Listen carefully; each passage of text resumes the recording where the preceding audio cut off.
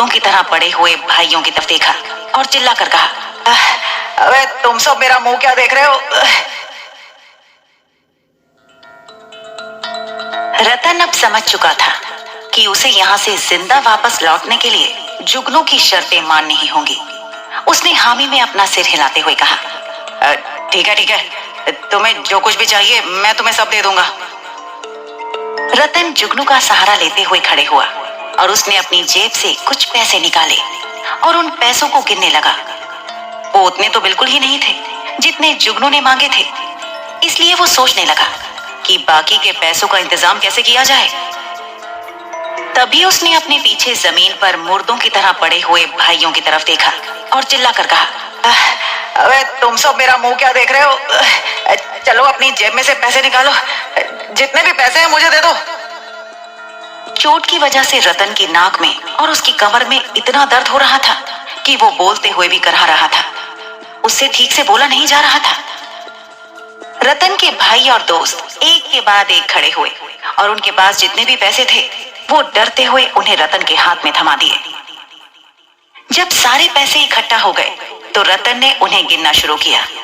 ओह, ये सिर्फ 20,000 रुपए हैं। अभी भी मुझे 30,000 रुपए जुगनू को और देने हैं, तभी हम सब यहाँ से वापस जा सकेंगे। उनमें से किसी के भी पास इतने पैसे इस वक्त नहीं थे। रतन ने हाथ जोड़कर कहा, देखो हमारे पास अभी इतने पैसे नहीं हैं। बाकी के पैसे अगर मैं तुम्हें कल दे दूं तो चलेगा?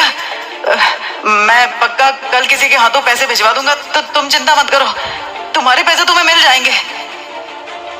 लेकिन अब जुगनू कहाँ मानने वाला था।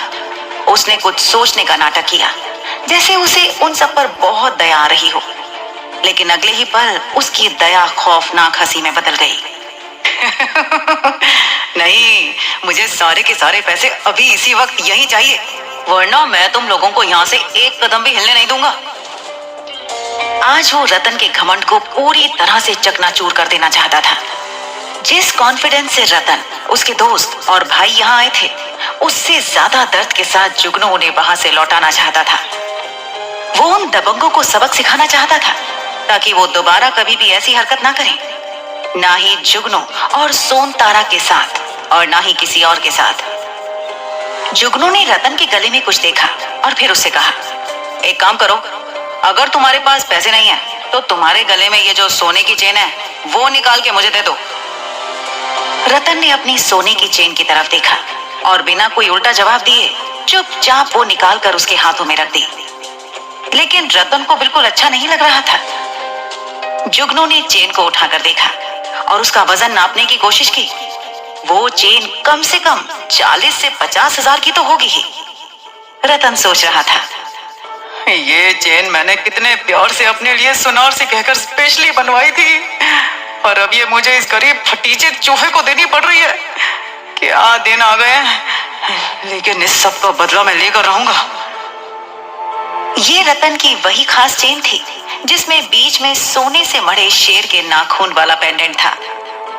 जुगनू ने वो चेन ले ली और फिर उन सबको आंखों से इशारा किया और सीटी बजाते हुए कहा, चलो अब निकलो यहाँ से, तुरंत मेरे घर से बाहर निकलो और दोबारा यहाँ आसपास ही नजर मत आना। और फिर वो गाना गाने लगा, ये गलियां ये चौबारा, यहाँ आना ना दोबारा। धीरे धीरे एक दूसरे का सहारा लेकर वो गिरते पड़ते सब वहां से बाहर निकलने लगे। अभी भी जुगनू अंदर से बहुत खुश था, मुस्कुरा रहा था, लेकिन उसने अपने चेहरे पर ऐसा दिखाया जैसे वो गुस्से में हो।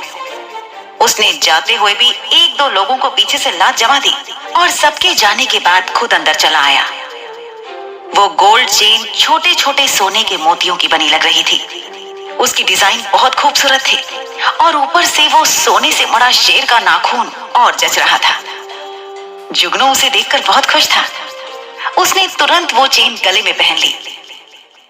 यहाँ दूसरी ओर रतन वापस जाते हुए बहुत गुस्से में था। उसने राजा से कहा, आज जो कुछ भी हुआ वो बिल्कुल नहीं होना चाहिए था। अब मैं क्या मुंह दिखाऊंगा किसी को? उस चूहे के सामने सब हार गए। पता नहीं तुम जैसे मुष्टंडों को मेरे बाप ने क्या इस दिन के लिए पाला था कि तुम एक मामूली लड़के से हार जाओ। मुझे तो ये समझ नहीं आ रहा कि कमजने वाला ये भिखारी इतना ताकतवर कैसे हो गया। आज कौन सा ऐसा चमत्कार हो गया कि वो चूहा अचानक शेर बन गया। मन तो कर रहा है अभी जाकर उसका मुंह तोड़ दूं। राजा बोला, ऐसा मत बोलिए भैया जी, बहुत मुश्किल से मौत के मुंह से बाहर निकल के आए हैं। अब मैं वापस जाकर उस जुगनू के हाथों मरना नहीं चाहता। पारस ने रतन का साथ देते हुए कहा, हाँ, हम वापस नहीं जाएंगे। वैसे आपने कहा तो बिल्कुल सही, ऐसा नहीं होना चाहिए था। पता नहीं इस जुगनू ने एक दिन में ऐसा क्या जादू कर लिया कि एक साथ 17 लोगों पर भारी पड़ गया।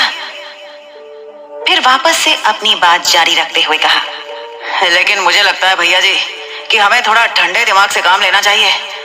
मुझे नहीं लगता इस जुगनू से हम ताकत में जीत पाएंगे। हमें कोई और ही रास्ता अपनाना होगा।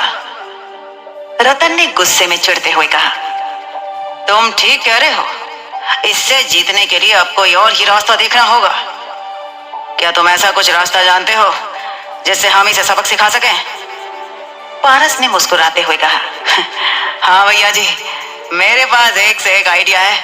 आप चिंता मत कीजिए भैया जी, इस चूहे को हम बहुत जल्दी ठिकाने लगा देंगे। पारस की बात सुन रतन ने उसे शाबाशी दी, लेकिन पारस की पीठ पर जिस जगह उसने शाबाशी दी वहां पहले से ही जुगनू ने उसे बहुत मारा था। दर्द से उसके मुंह से आह निकल गई। जुगनू अपने घर में वापस जाते हुए आंगन के दरवाजे को देख रहा था जो टूट चुका था। उसने कहा, खैर चलो, अब कल किसी को बुलवा कर यह दरवाजा ठीक करवाना होगा। नुकसान कर गए साले, लेकिन कोई बात नहीं, अब मेरे पास इतने सारे रुपए हैं, मैं एक दरवाजा तो ठीक करवा ही लूंगा। जैसे ही जुगनू अंदर आया उसने देखा कि सोन तारा अभी भी वहीं बाहर आंगन में खड़ी हुई थी और जुगनू की तरफ ही देख रही थी। उसे अंदर आते हुए देख सोन तारा बोली, वैसे तुम आज बहुत अच्छा लड़े, हमें तो पता ही नहीं था कि तुम इन गुंडों को इतना अच्छे से मजा चखा दोगे। लेकिन हम सोचते हैं कि तुम्हें अभी संभल कर रहने की जरूरत है। ये लोग एक या दूसरे तरीके से तुमसे बदला लेने की कोशिश जरूर करेंगे। जुगनू ने उसे विश्वास दिलाते हुए कहा, आप चिंता मत कीजिए भाभी, अब ये लोग सामने से मुझ पर बिल्कुल वार करने की हिम्मत नहीं करेंगे। इन्हें पता है मुझसे लड़ना इनकी औकात के बाहर है, इसलिए आप आराम से जाकर सोइए। अब ये लोग आपको भी कभी तंग नहीं करेंगे। सोन तारा जुगनू को एक टक देखती ही जा रही थी। उसने 2 कदम आगे बढ़ाते हुए कहा, वैसे आज तुमने हमारे लिए जो कुछ भी किया उसके लिए बहुत बहुत धन्यवाद। हमें तो पता ही नहीं था कि हमारे लिए भी कोई ऐसे लड़ सकता है। आज तुमने हमारी इज्जत बचा ली। जुगनू ने सोनतारा की आंखों में गहराई से देखते हुए कहा, इसमें शुक्रिया की कोई बात नहीं है, ये तो मेरा फर्ज था। अब आप जाइए और निश्चिंत होकर सो जाइए। इतना कहकर वो अपने कमरे में चला गया, लेकिन सोनतारा की नजरें अभी भी उसी के पीछे थीं। जब तक जुगनू ने अपने घर में जाकर दरवाजा बंद नहीं कर लिया, तब तक वो उसे देखती रही। फिर वो भी अपने घर में चली गई, लेकिन अभी भी उसके दिमाग में जुगनू ही छाया हुआ था। उसे बार बार वो पल याद आ रहा था जब जुगनू उन सब गुंडों से अकेले लड़ रहा था। सोनतारा को लग रहा था कि जुगनू ने आज जो कुछ भी किया उसी के लिए किया था। यही सोच सोचकर वो रात भर करवटें बदलती रही और जुगनू को ही याद करते हुए आहें भरती रही। बाहर जो कुछ भी हुआ उससे जुगनू काफी खुश था। कमरे में आते ही वो जोर जोर से उछलने कूदने लगा। वो बहुत खुश था और तभी उसे फिर उस करिश्माई सिस्टम शिरीन की याद आई। अब जुगनू के अंदर उस सिस्टम के बारे में और जानने की उत्सुकता बढ़ती जा रही थी। उसे जानना था कि और वो इस सिस्टम की मदद से क्या क्या कर सकता है। आज जो कुछ भी हुआ उससे उसे काफी कुछ मिल गया था, लेकिन अब वो और भी बहुत कुछ पाना चाहता था। इसलिए उसने सिस्टम के बारे में जानने के लिए फिर से अपनी आंखें बंद की और तभी उसे वो रोबोटिक आवाज फिर सुनाई दी। करिश्माई सिस्टम शिरीन का चेहरा हवा में उभर आया था। लाखों रंग बिरंगे बिंदुओं से शिरीन का चेहरा बना था। उसने कहा, शिरीन की जादुई सिस्टम में आपका स्वागत है। जुगनू पूरे ध्यान से उसकी बातें सुनने लगा। उसके इतना कहते ही जुगनू के दिमाग में एक स्क्रीन फिर से खुल गई जिसमें कुछ लिखा हुआ था। उसने ध्यान से पढ़ना शुरू किया। पहली लाइन में लिखा था 0.0। आपके पास आगे की लेन देन के लिए इस समय पॉइंट्स उपलब्ध नहीं है। सिस्टम के साथ लेन देन के लिए या क्रेडिट पॉइंट्स जमा करने के लिए आपको कोई सामान सिस्टम को बेचना होगा या फिर सिस्टम की आगे की प्रक्रिया को पूरा करना होगा।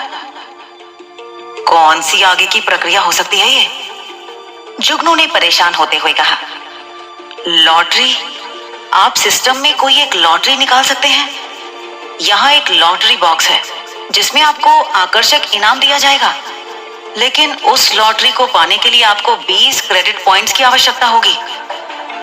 जुगनू को कुछ भी समझ नहीं आ रहा था कि ये सब जो लिखा हुआ है इसका क्या मतलब है। कुछ देर के लिए उसने अपना सर ही पकड़ लिया, लेकिन फिर भी धीरज रखते हुए उसने आगे बढ़ना जारी रखा। आगे लिखा था, सिस्टम का बाजार। आप अपने जमा किए गए क्रेडिट पॉइंट से सिस्टम से कुछ भी खरीद सकते हैं। आपके लिए सिस्टम का बाजार खुला हुआ है। फिर लिखा था, स्किल बुक। आप कोई भी नई तकनीक या स्किल सीखने के लिए सिस्टम की स्किल बुक का उपयोग कर सकते हैं, जिससे आपको कोई भी नई तकनीक स्किल सिखाई जाएगी, लेकिन उसके लिए भी आपको 10 क्रेडिट पॉइंट की आवश्यकता होगी। आपका अकाउंट। फिलहाल आपका अकाउंट पूरा खाली है। किसी भी स्किल, बाजार के रिवॉर्ड या फिर लॉटरी को पाने के लिए आपको पहले क्रेडिट पॉइंट जमा करने होंगे।